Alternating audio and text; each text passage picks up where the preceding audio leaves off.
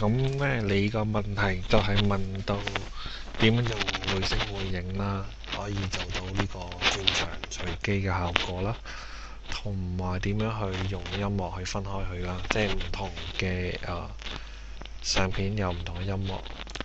咁我示範呢一個係13個版本。咁首先啦，如果係轉場效果嗰度啦，喺13嘅版本呢，就會有個按鈕可以幫你做隨機嘅。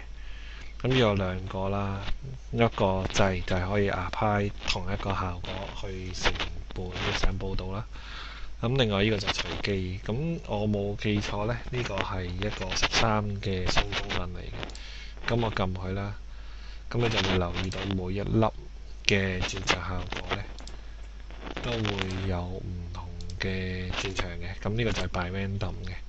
咁另外啦，嗰個相簿呢，你要做唔同嘅音樂啦，咁你就會用到嗰個時間軸嘅顯示啦。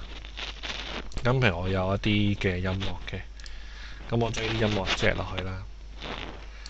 咁你譬如好似啱啱你個 message 會講到啦，咁譬如如果你個音樂係由頭加到落尾，咁就做唔到唔同相就唔同音樂啦。咁所以你要其實係剪歌啦。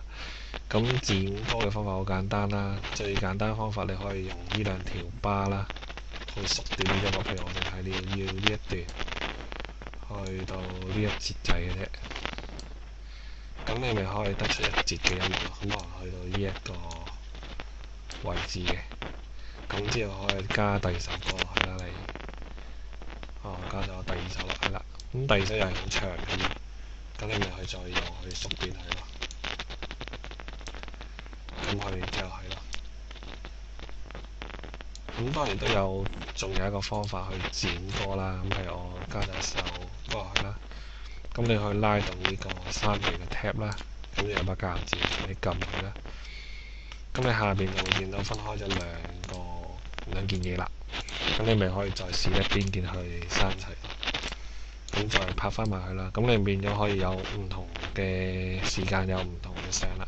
咁當然音樂度啦，你因為係夾硬剪佢啦，咁聲音可能第一首歌同第二首歌個聲音可能唔 match，咁你就要去翻選項嘅位置啦，你做翻個飛煙同飛歐，咁變咗你嗰個首歌節同節嘅中間呢，就會比較自然啲啦。